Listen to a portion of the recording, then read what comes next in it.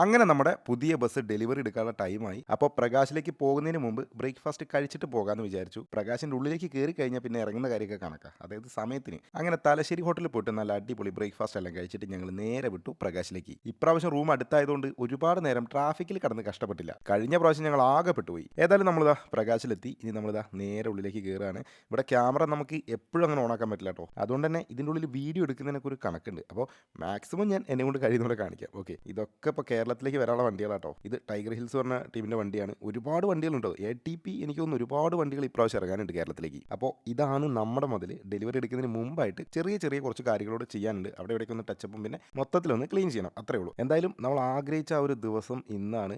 കാരണം ഒരുപാട് പേര് നമ്മളോട് ചോദിക്കും, പുറത്തിറങ്ങുമ്പോഴായിക്കോട്ടെ കമൻറ്റ് ബോക്സിലായിക്കോട്ടെ, എന്തായി വണ്ടി, എന്തായി വണ്ടി, എപ്പോഴാണ് ഇറങ്ങുകയെന്നൊക്കെ ചോദിച്ചിട്ട്. അപ്പോൾ എന്തായാലും ആ ഒരു കാര്യത്തിൽ എന്തായാലും സമാധാനമായി. ഏതായാലും വണ്ടി ക്ലീനിങ് എല്ലാം കഴിഞ്ഞ് ഇതാ അവസാനം റെയിൻ ടെസ്റ്റിന് കയറ്റിയിരിക്കുകയാണ്. ഇത് ചെയ്യുന്നത് വണ്ടിക്ക് എവിടെയെങ്കിലും ലീക്കോ കാര്യങ്ങളോ ഉണ്ടോ എന്ന് അറിയാൻ വേണ്ടിയിട്ടാണ്.